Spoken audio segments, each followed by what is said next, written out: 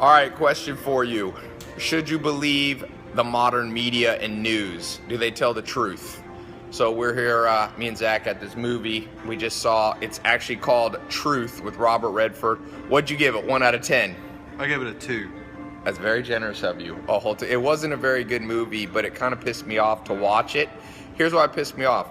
I know because I deal with the press. My real question is, who's the investigative journalists that investigate the investigative journalists? Because this movie's the true story of Dan Rather, and was it ABC or CBS? CBS. CBS, you know, he actually resigned for this when they accused President Bush of of basically going AWOL from the Air Force in the 1970s. National Guard. National Guard, thank you. And it turned, this is why Zach's here, to make sure I don't get my facts wrong. But it turned out... That's the only reason I'm here. It's the only reason. It turned out that the documents were forged, but they had gone through this whole big deal trying to prove, you know, create a scandal. And the one interesting point of the book that's relevant is the news used to not be for profit. You used to not be allowed to make a profit on the news. So ABC, CBS, all the networks had to have news at a loss leader. And I wish it went back that way, because if you did that, we all know what Charlie Munger, the billionaire, says: humans respond to incentives. That's also, there's a great economics book by a guy named Mankiw. He's a professor, wrote for Harvard. I think Harvard uses his economic textbooks, and he says you can sum up everything about money, economics in one phrase: humans seek incentives. So the second you make the news incentive based in terms of profit, then they're gonna look for scandals. Look at TMZ. That's not real fucking news. I've been on TMZ a few times, but everybody's watching that, and I'm going, who's investigating TMZ? They're investigating everybody. I wish someone flipped the cameras around, not to pick on TMZ, but who's investigating, you know, all these political, you see all these commercials now. We got a election coming up, and I elect Zach to be the official investigative journalist. I'd love to do it. He's got the beard. There was one scene I really did like. It's whenever the Kate Blanchett character, who was the producer and in the media, when the story broke, she had media outside of her house, and so the tables were turned. And she didn't like it. Yeah, she didn't like that. I thought that was really funny, because that's how it typically works. But it was that mindset of, don't judge me for my results, judge me for my intentions. Yeah, which is bullshit. How they try to present it. As Yeah, such. when I watch the news, I go, there's always another side of the story. Just like we went yesterday, had dinner with the LA Clippers, the starting five, four of them were there. Chris Paul, we won't get into that. There was a point in his career where there was a little scandal, and we asked him point blank, and he explained it. And once you hear both sides of the story, it doesn't sound so scandalous.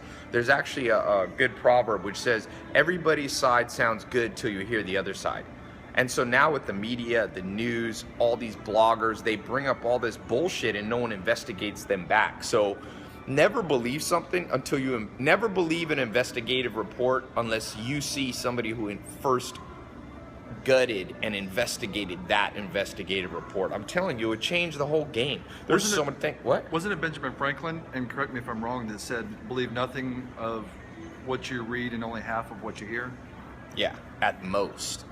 So at the end of the day, some of the stuff you have to use logic. Like in this movie, the story is, did George Bush not try to go to Vietnam? And there's one scene in the movie where they're like, nobody wanted their kids to go to Vietnam. So is there a scandal there? I don't know.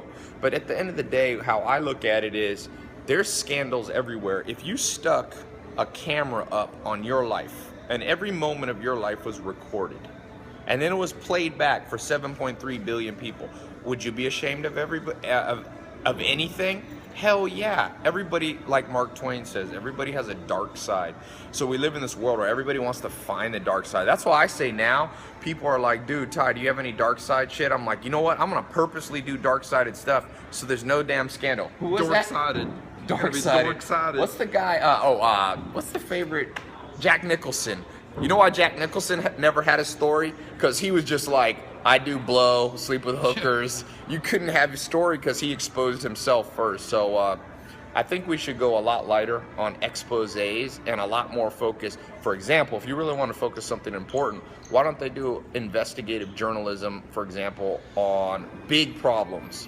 Like, they always talk about military spending is too high. Well, how about people being fat? That's a huge damn problem. That should be on the cover everywhere. So these investigative, objective journalists, my ass, they're like TMZ reporting on Kanye West and, what Lamar Odom. That's not news, And even ABC, I read the newspaper, half that shit is not important in there. 90% of it. Every once in a while it's important, but most of it's not important. Nobody wants to talk about the real big issues. Soil erosion, that's a big issue that nobody talks about. When's the last time you saw a report talking about soil erosion? No, because also reporters are constrained by how much knowledge they have, and a lot of them don't know that much stuff. They're relying on other people's interpretation, which is like playing telephone. You go telephone 5 times around, nobody's telling the truth. So, and I don't think as a reporter you should be trying to change the world. I think you should report the news. Yes. Who should change the world? I think it was Goethe, or one of those great philosophers, who said, let every man sweep his own front porch and the whole world will be clean. That's a much better way. Everybody be their own little reporter. Focus on yourself. Clean your own life out. Then write your scandal shit. The president has scandals, every one of them. Bill Clinton has scandal. Tiger Woods has scandal. Blah, blah, blah. And if you go deeper into everybody else's life, I bet you have one too. So, I love that story in the Bible where Jesus Christ, they tried to trick him, and they were going to throw stones at this woman, and they said, we caught this woman in the very act of committing adultery.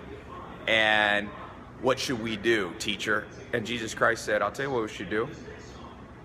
Whoever here doesn't have sin, throw the first stone. And nobody threw the stone. And that's how I think reporting should be. So anyway, that's my 2 cents. What's an example of some news you've read that turned out to be bullshit later? I could tell you a lot of stories, but we've been on here a while. So I think they should call the movie Whose Truth? Yeah, Whose Truth? Or how about Not Truth? This movie should be called Not Truth, or Not a Good Movie.